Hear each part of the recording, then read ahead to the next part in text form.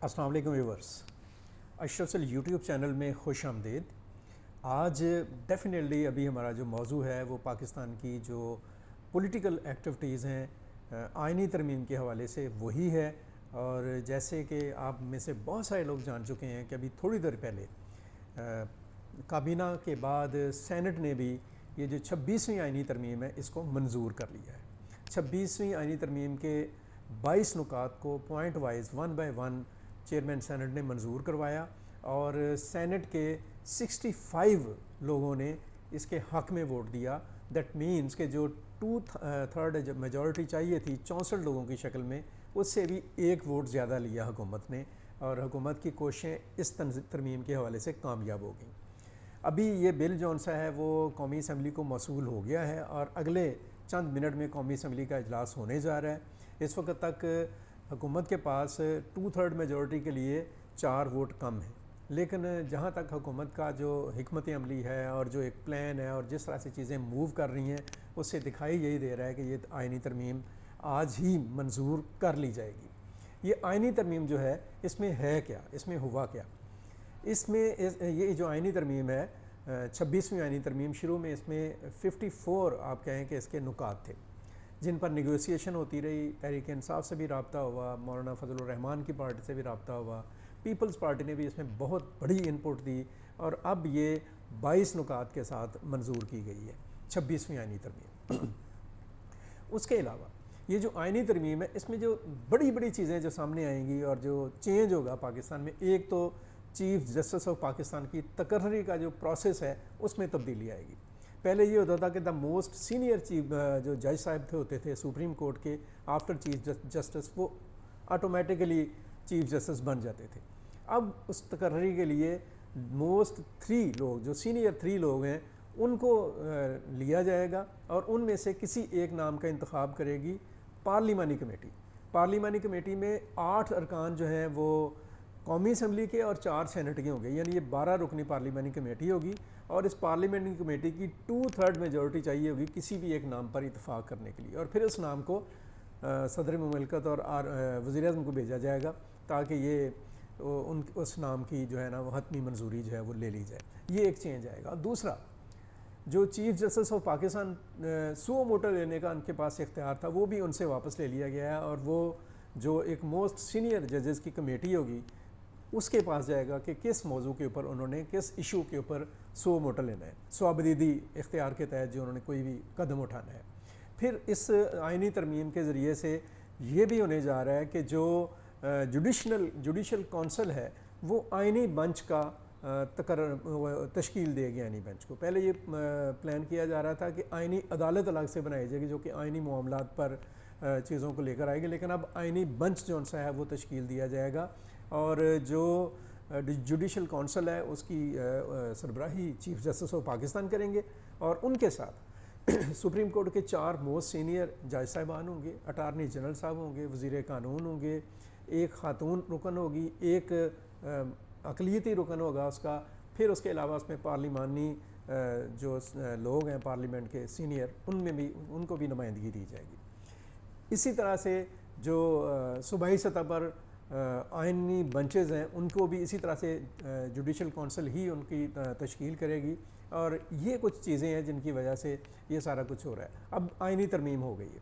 आइनी तरमीम में जो अच्छी बात हुई वो ये हुई कि इसके ऊपर पूरे 1 महीने तक, बल्कि इससे भी ज़्यादा टाइम के ऊपर पॉलिटिकल पार्टी ने बड़ी डिबेट की, एक दूसरे के साथ बहुत ज़्यादा इंगेजमेंट की।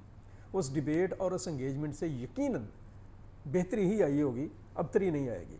और इस डिबेट और इंगेजमेंट के नतीजे में ही जमयत उलमा इस्लाम जो है वो हुकूमती बेंचेस को वोट देने के लिए आमादा और तैयार हुई है। ताहम पाकिस्तान तहरीक इंसाफ जो है उसने ना तो कोई तजवीज़ पेश की है कि ये शामिल कर लिया जाना चाहिए नुक्ता इस आइनी तरमीम में, और ना ही उन्होंने इस आइनी तरमीम की हमायत की है, बल्कि सेनेट में तकरीर करते हुए सेनेटर अली ज़फ़र ने बड़े खुले और वाशकाफ अल्फाज में कहा कि हम इस आइनी तरमीम की हमायत नहीं करेंगे। उन्होंने बहुत सारे एतराज़ात भी किए और एतराज़ात के उनके अपनी ज़ाहिर है कि उनके दलाइल हैं और उनके मामलात हैं, लेकिन आइनी तरमीम अब हो गई है।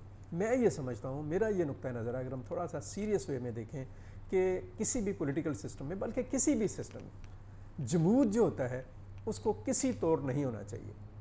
جو ایک تغیر ہے اور آگے بڑھنے کا ایک جذبہ یا ایک اپروچ ہے وہ پولیٹیکل اپروچ میں، پولیٹیکل سوچ میں اور دانش میں ہونی چاہیے. 26ویں آئینی ترمیم ہوئی ہے، ڈیفینیٹلی ملک جو ہے وہ آگے بڑھا، ایک قدم آگے بڑھایا ہے.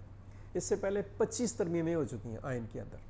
اگر یہ ترامیم نہ ہوتی اور ان میں سے بہت ساری ترامیم نہ ہوتی تو آج جو 73 کا آئین ہے وہ شاید آج کے پاکستان کے جو حالات ہیں اور جو ریکوائرمنٹس ہیں ان کے مطابق نہ ہو سکتا. یہ آئین شاید کویش کر جاتا. لیکن چونکہ وقت کے ساتھ ساتھ اس میں چینجز آتی گئی ہیں اور اس میں بہتری ہوتی گئی ہے اور اب 26ویں آئینی ترمیم آئی ہے تو ایک میں سمجھتا ہوں کہ اور بھی ایک نیکسٹ لیول اس میں بہتری آئی ہے. اس میں بہت ساری خامیاں ہو سکتی ہیں، وقت کے ساتھ سامنے آئیں گی، لیکن سب سے بڑی خوبی جو ان سے وہ یہ ہے کہ ہم آگے بڑھیں. میں یہ سمجھتا ہوں کہ بے شک الیکشن ہوں، بے شک آئینی ترامیم ہوں، بے شک قانون سازی ہو، اس پہ ڈیڈ لاک نہیں ہونا چاہیے. ڈیبیٹ ہونی چاہیے، نیگوسیشن ہونی چاہیے، لاجک کے اوپر اس کی حمایت یا مخالفت کی جانی چاہیے، لیکن آگے بڑھنا چاہیے. جب ہم آگے بڑھتے ہیں تو پھر راستے اور بھی کھلتے ہیں اور چیزیں سامنے آتی ہیں.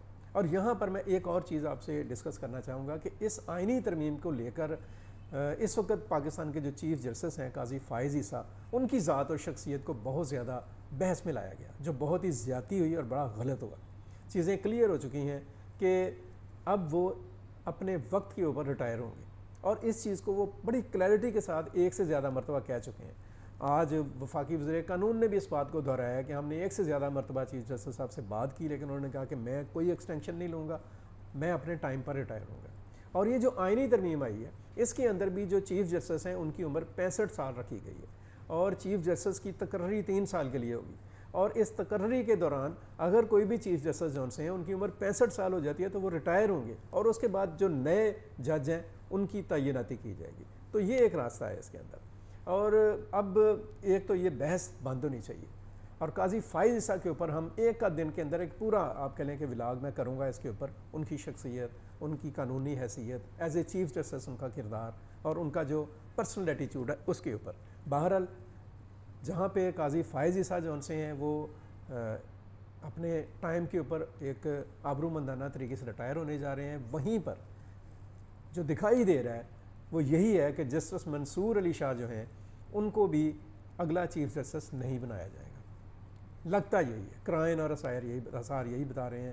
ان کا اپنا بھی جو ایٹیچیوڈ جو ان سے ہو رہا ہے اس میں ایک چیز دکھائی دی ہے کہ شاید اب ان کی نامزدگی نہ ہو. جسٹس منیب بھی اس دور سے باہر ہو سکتے ہیں، ہو جائیں گے. کوئی اور جج صاحبان جو ہیں جو سینئر میں موسٹ ہیں ان میں سے کسی کا نام آ جائے گا تو ایک یہ بھی چینج آئے گا. لیکن ان تمام چینجز کے ساتھ میں یہ سمجھتا ہوں کہ ہماری جو سیاسی قیادت ہے اس کو سیاسی سوچ کے ساتھ، سیاسی فکر کے ساتھ، جمہوری سوچ کے ساتھ آگے بڑھنے کی ضرورت ہے. یہ سیاسی ہمارے اکابرین ہیں، عمائدین ہیں، قائدین ہیں، اگر وہ حقیقی معنوں میں سیاستدان بن جائیں، عام آدمی کے لیے سوچیں، عوام کے لیے سوچیں، معاشرے کے لیے سوچیں، ریاست کے لیے سوچیں، ملکی سلامتی کے لیے سوچیں، اقتصادی ترقی کے لیے سوچیں اور اوورآل قومی مفادات کے ساتھ کھڑے ہوں اور اس سوچ کے ساتھ کوئی بھی کام کریں تو یہ جو آئینی ترامیم والا مسئلہ ہے یہاں سے لے کر عوامی مفادات تک اور اقتصادی ترقی سے لے کر قومی سلامتی تک کے تمام معاملات جو سے ہیں بڑے ہی احسن طریقے سے حل ہو جائیں گے. اور یہ جو ہم شور مچاتے رہتے ہیں نا کہ کوئی اور آ گیا، کوئی تیسری قوت نے آ کر مداخلت کر دی، یہ بھی شور جو سا ہے اسی شکل میں ختم ہو سکتا ہے کہ سیاسی قیادت، سیاستدان without any difference of government and opposition, کسی بھی قسم کی وہ ڈفرینسیشن کے بغیر وہ سیاسی اقدار کے ساتھ کھڑے ہوں، ملک کے لیے کھڑے ہوں، قوم کے لیے کھڑے ہوں، معاشرے کے لیے کھڑے ہوں، عام آدمی کے لیے کھڑے ہوں، تو اس قسم کا جو واویلا اور شور ہے یہ بھی خود بخود ختم ہوتا چلا جائے گا. ضرورت اس بات کی ہے اب آنے والے دنوں میں کہ ہماری سیاسی قیادت صحیح معنوں میں اسٹیٹسمین شپ کا کردار ادا کرے. بہت شکریہ.